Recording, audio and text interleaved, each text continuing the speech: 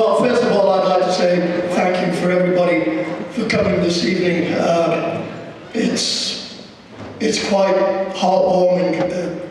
So many people, former players turning out, and obviously players who have played not only for me, but played against me as well. It's really lovely to see you here this evening.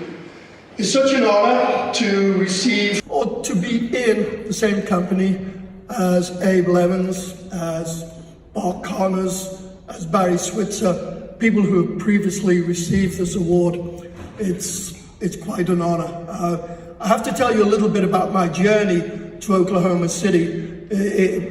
My first encounter with Americans was basically, I was born in Liverpool, England, and as you know that right after the Second World War, as you know that Americans, a lot of American servicemen occupied Britain at that particular time. At the age of 7 or 8, I would be playing soccer in the streets with my brother, and we would be passed by American servicemen who would throw candy to us.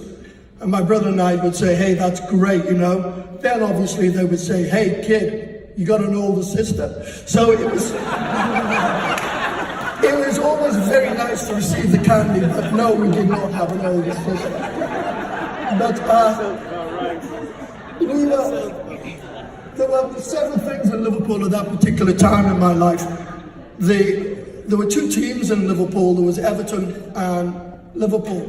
And everybody who was a soccer player aspired to play for either the Blues or the Reds. You either played for the Liverpool or Everton. And my brother went on to play with Everton. I did not. I wanted to be a Beatle, but unfortunately I wasn't. So it was kind of, I ended up playing with another team called Chester. After about 3 years of playing with Chester, I ended up being recruited in 1968 by a North American Soccer League team, the old NASL, which was called the Dallas Tornadoes. We assembled a squad in Spain and in Madrid, and there were 20 players who went on a 6-month tour of the world in preparation to come and play in the North American Soccer League in the season of 1968. Ironically, none of us had been to America. The only player we had was one player from America. His name was Jay Moore, and he was from St. Louis. And we went to 27 countries representing the Dallas Tornadoes, and none of us had been to America. So it was quite ironic that here we are, traveling the world and not ever playing or laying foot in America. Eventually we did. We landed in America, and it was, I spent 3 years playing for Lamar Hunt, who owns the Kansas City Chiefs and now still owns the Dallas franchise. And it was a tremendous time. I didn't really think that soccer was going to take off in America at that particular time. I ended up going and playing 2 years in Australia, and then from Australia I spent 7 years playing in Hong Kong. This was great, and then I was about to retire. I was about 32, my knees and hips were beginning to go a little bit, and I ended up back in Dallas, very encouraged by the growth of youth soccer. Ended up coaching at a small Catholic preparatory school for boys called Cistercian. Our soccer results weren't too very good, but our ACTs were tremendous. And from there I ended up getting a job in Oklahoma City with the Oklahoma City Slickers, which was a professional team, and we played out at Taft Stadium. We did very well on the field, actually, and attendance was okay, but obviously the education of soccer at that particular time wasn't that great. So we averaged around about 3,000 people, but the ownership was poor, not like it is today. The Energy has tremendous ownership with Mr. Funk and Mr. McLaughlin. So had we had the same ownership, I felt that we would have made a better go of it. Unfortunately, we didn't. Our highest crowd was 41,000 people in the Silverdome. In 1984, outdoor soccer, as we knew it at a professional level, collapsed. There was no professional soccer whatsoever. I decided at that particular time to devote my career in life to youth soccer. I formed several youth clubs, and as my daughter so eloquently said earlier, we went into the youth soccer business, and which we did very, very well at. We got lots of kids playing, boys and girls. The whole of that led me to a job at Coca-Cola and to their youth market. One of my accounts was Oklahoma City University. And one day, the then athletic director, Dr. Arnold Short, said to me quite casually, "Hey, Brian, do you know anything about soccer?" I said, "Well, I think I do, Arnold." So he said, "Well, let's take a walk around the campus." And we did, and he said, "You think a soccer field could go in place here?"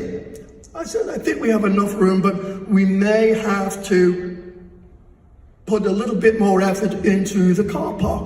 So we extended the field and we created a field. Our then president was Dr. Walker, who was a very fastidious man. He's a very nice man, actually. And his 3 F's were, freshmen, funding, and friends. And he wanted, when they gave me the job, he wanted me to pull a press conference. So we had a press conference because I'd been the professional coach in the city. At the press conference, one of the reporters, I believe it was Murray Evans, who actually was a very quite prominent reporter for the Daily Oklahoman, he asked me, Brian, would this be a full-time position? Which I replied, no, it's a part-time position, but I'm going to be a full-time coach. To which Dr. Walker said that the rest of the faculty and staff should follow suit. From there, we introduced, for 10 years, we set up a really good standard. A lot of the players have set that standard, and the process for the next 10 years are here this evening. And I want to really thank them, not only for the job that they did in setting the standard for soccer at OCU, for other young people to come and follow, but for the very little means that we had. And it's so nice to see that now they're in a position to be able to help the rest of us. It's a great feeling for me when I hear those numbers getting bandied around this evening. The girls program was introduced in 85 was the boys, 94 was the women. And again, we were all pioneers, and the women did a tremendous job. This is a group that over the next 25 years went to a national tournament, a semi-final tournament, a quarter-final tournament, graduated people, and did wonderful things both on and off the field, as did the men. The whole of the program at OCU was built upon not so much great finances, but from personal sacrifices from players, personal sacrifices for what they did. The whole journey that we went through was hard work, and was not so much a lot of uniforms given to us, all of that stuff. It was everybody watering the field, everybody making things happen, everybody cleaning up after us. I remember the likes of Tommy Riley and Billy Martin, us putting games on at Taft Stadium. We would play Southern Nazarene University, and come Monday morning, we'd all be there sweeping the terraces away and trying to save $500 and trying to make it a better experience for everybody. I was lucky enough to be the first head coach at Oklahoma City University. And hopefully we always like to leave anything in better shape than what we found it in. And that's hopefully what I'm trying to do when I leave OCU. I want to leave it in better shape than how it began. So please, I encourage everybody to think a little bit about giving back and helping with the foundation. So coaches that follow me won't have to put up with having to raise monies and keep going back to the same sponsors and donors every time. There's several people I'd like to thank this evening. I'd like to thank, obviously, my wife, Judy, and my daughter, Nicole. None of this, I wouldn't be where I am today if it wasn't for them. I'd like to thank all previous athletic directors and presidents, Tom, Brenda, Martha, everybody who's here this evening. I'd like to thank them for being supportive of soccer, which is a great help. I'd like to thank Jim Abbott for all of the direction he's given the athletic department. He's given us a very sense of business and a direction, which is a good thing for coaches.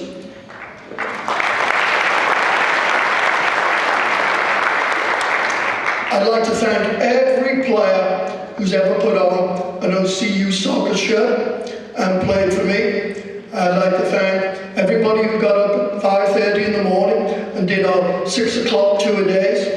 I'd just like to thank everybody. I'd like to thank the training. I'd like to thank our trainers who are out there with us every day. I'd like to thank our team doctors.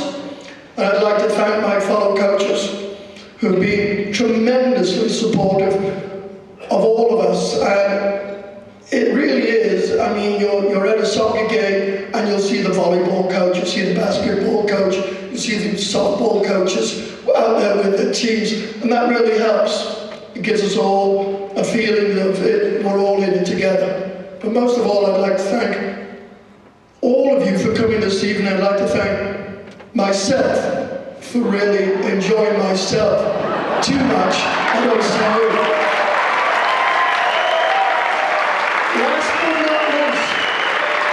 Last but not least, I just returned back from Portugal. I got back late last night, actually. And we talk about soccer being the global sport, which it is. It's everybody, the ball's round and everybody plays it. But I was at an academy which is called Sporting Lisbon. And because of the jet lag, I was unable to sleep. So I started flipping the channels around, and here I am, and I was telling Tim earlier, and it said in an hour's time, it's about 3 o'clock in the morning, in an hour's time, Oklahoma City Energy are going to be playing Reno. Well, here I am in Portugal, Lisbon, we're talking about the Oklahoma City Energy, which I thought was tremendous. So I went downstairs and I asked the gentleman, what's the name of this channel? He said, it's a new channel. He said, it brings you soccer from Argentina, soccer from Australia, obviously soccer from America, soccer from all over the world. And I asked him, what's the name of the channel? He said, it's called the Divorce Channel.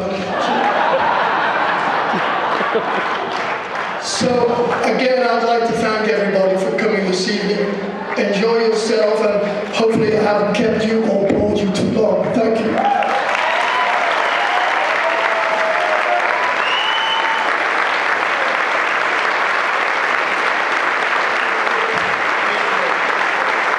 Years of class,